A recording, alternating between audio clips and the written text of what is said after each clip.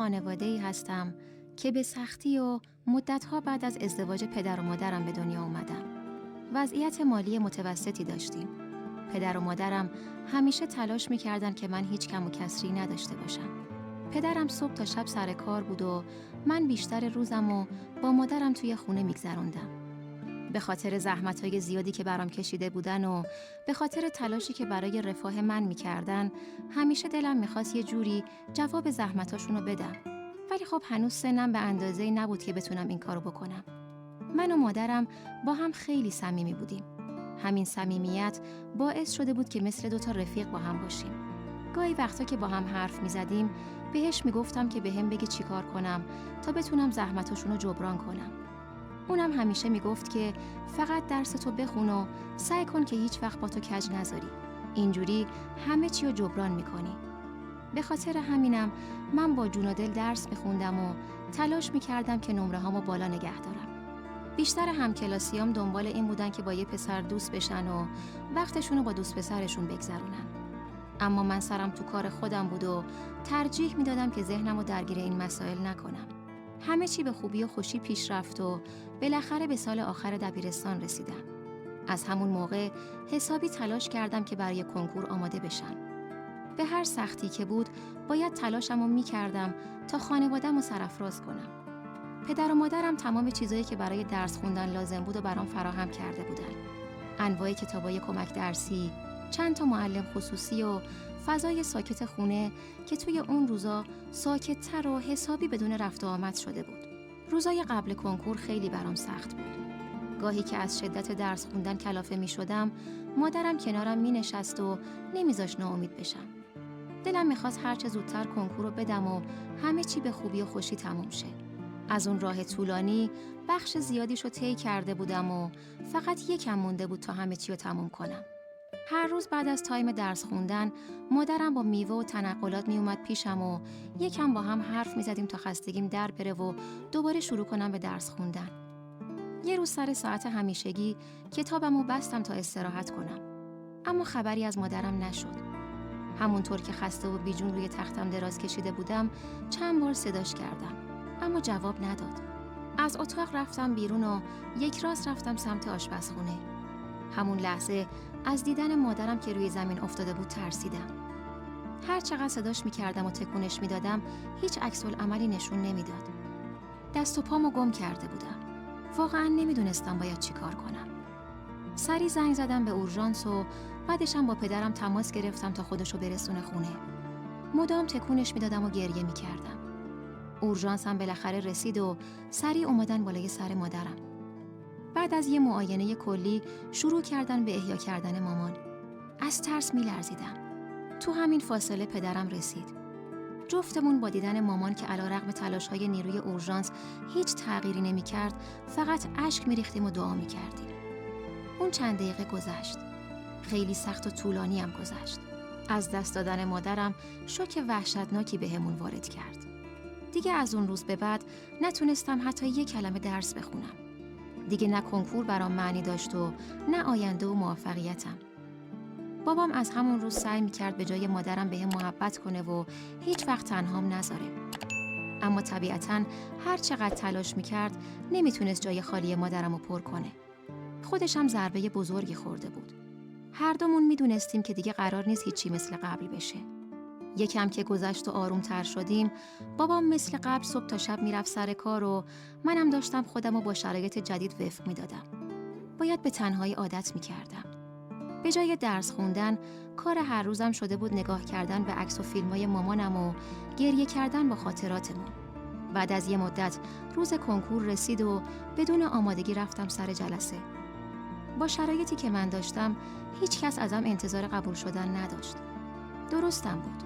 یه رتبه خیلی پایین آوردم و حالا مونده بودم با این رتبه خیلی کم چه رشته‌ای رو انتخاب کنم. از طرفی با این رتبه رشته خوبی رو نمیتونستم انتخاب کنم و از طرف دیگه هم برای 1 سال پشت کنکور موندن اصلاً حوصله نداشتم. پدرم بهم پیشنهاد داد که هر رشته‌ای که میتونم انتخاب کنم و برم دانشگاه. اینجوری حال و هوام یکم عوض میشد. اولش یکم مقاومت کردم. اما وقتی فکر کردم دیدم که حق با پدرمه و به حرفش گوش کردم. نتیجه انتخاب رشته اومد و بعد از ثبت نام راهی دانشگاه شدم. بعد از مرگ مامانم از یه دختر پرشور و برونگرا تبدیل شدم به یه دختر منزوی و آروم که اصلاً نمیتونستم با کسی صمیمی بشم. توی دانشگاه هم بیشتر وقتها تنها بودم و بین کلاس‌ها تنها توی حیاط دانشگاه میچرخیدم. کارم شده بود نگاه کردن به بقیه. راستش یه جورایی به اونایی که اکیپ داشتن و با هم بگو و بخند میکردن حسودیم میشد. گاهی دلم میخواست منم تو جمعشون باشم و مثل سابق بتونم بخندم. اما حقیقتاً حال درستی نداشتم. فقط خودم رو با درسای دانشگاه مشغول میکردم و به همین دل خوش بودم. یه روز طبق معمول روی نیمکت حیاط نشسته بودم و منتظر بودم کلاس بعدیم شروع بشه که یه پسر قد بلند کنارم نشست. با لبخندی که روی لبش بود گفت که میخواد با هم حرف بزنه. اصلاً نمیشناختمش.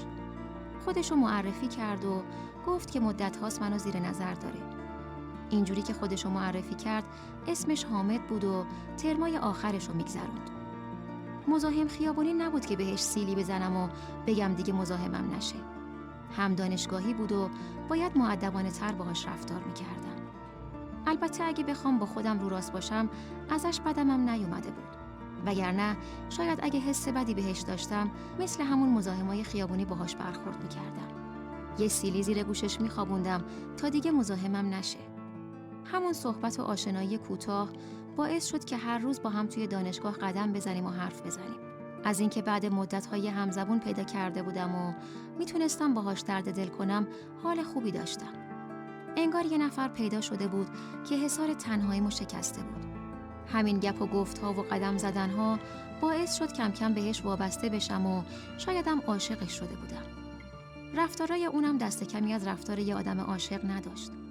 هر روز که میگذشت عشقم بهش بیشتر میشد و بیشتر از قبل بهش وابسته میشدم.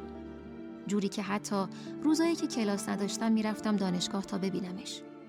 دانشگاه حامد زودتر از من تموم شد. بعد از اون خیلی زود توی شرکت خصوصی مشغول به کار شد.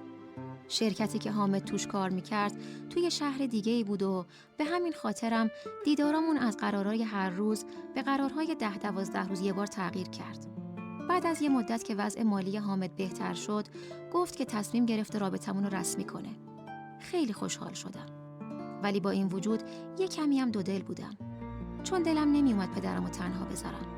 باید بین اون و بابا یکی رو انتخاب میکردم. انتخاب سختی بود. ولی تا به خودم جنبیدم و با خودم 2 تا 4 تا کردم خانواده حامد با پدرم تماس گرفتن و قرار خواستگاری رو گذاشتن. بعد از مراسم خواستگاری مخالفت‌ها و نگرانی‌های بابام شروع شد. میگفت نمیخواد منو بفرسته یه شهر دیگه. میگفت تحمل دوری منو نداره. از اون طرفم حامد نمیتونست کارشو ول کنه. چون این شرایط رو اصلاً توی شهر خودمون نمیتونست داشته باشه. اینجور که میگفت پیشرفت کاریش توی اون شهر خیلی بهتر بود. از اونجایی که بدجور دلمو باخته بودم تصمیم گرفتم هر طور شده بابا رو راضی کنم. خیلی باهاش حرف زدم. حتی گاهی از همدیگه ناراحت میشدیم. اصلاً دلم نمیخواست با ناراحتی و به اجبار ازدواج کنم. اما در نهایت وقتی بهش گفتم که با حامد حالم بهتره اونم کوتاه اومد و راضی شد. مراسم عقد و عروسی رو یکی کردیم و رفتیم خونه خودمون. جدایی از بابا خیلی برام سخت بود. ولی باید تحمل میکردم. توی خونه‌ای که حامد اجاره کرده بود زندگی مشترکمون رو شروع کردیم. هر چند وقت یه بار سوار اتوبوس میشدم و به بابام سر میزدم. واقعا دلم براش تنگ میشد. بعد از هر بار خداحافظی تا چند روز دل و دماغ نداشتم. یه بار که با حامد خونه بابا بودیم بهم گفت که حدوداً 200 میلیون پسنداز داره که میخواد بهم بده و برای خودم ماشین بخرم. اینجوری خیلی راحت‌تر بهش سر میزدم. سورپرایز خوبی بود. جفتمون خوشحال شدیم. فردای همون روز پولو برام واریز کرد و منم پیدا کردن ماشین رو سپردم به حامد. چند روزی گذشت و یه روز حامد با کلی ذوق و شوق اومد گفت که به جای خریدن ماشین یه ایده توپ برای اون پول داره. گفت که یکی از همکاراش بهش گفته که پولو توی پروژه اون بذاره تا بعد از چند ماه اون پول چند برابر بشه. بعدش میتونیم با اون پول یه ماشین خیلی بهتر بخریم. با این قضیه مخالفت کردم و گفتم که هیچ وقت اون پولو بهش نمیدم. چون شناختی از همکارش نداشتم و مطمئن نبودم که پروژش موفق بشه. سر همین قضیه جر و بحثامون شروع شد. حامد میگفت که من دارم توی زندگیمون جدایی میندازم و پولی که بابام بهم داده رو میتونیم برای زندگی مشترکمون هزینه کنیم. اما من میترسیدم که با یه اشتباه این پول از دستمون بره. همین بحثا باعث شده بود که تا یه مدت خیلی با هم دیگه سرد بشیم. حامد وقتی مخالفت منو دید و زورش هم دیگه نرسید، دیگه در موردش با هم صحبت نکرد. یه روز صبح آماده شدم که برم خرید. اما وقتی خواستم کارتمو بردارم، توی جای همیشگیش نبود. همه جا رو گشتم، اما انگار آب شده بود رفته بود توی زمین. با اینکه مطمئن بودم جای دیگه ای نذاشتمش، اما کل خونه رو زیر و رو کردم. همون موقع یاد اصرارای حامد افتادم و سریع بهش زنگ زدم.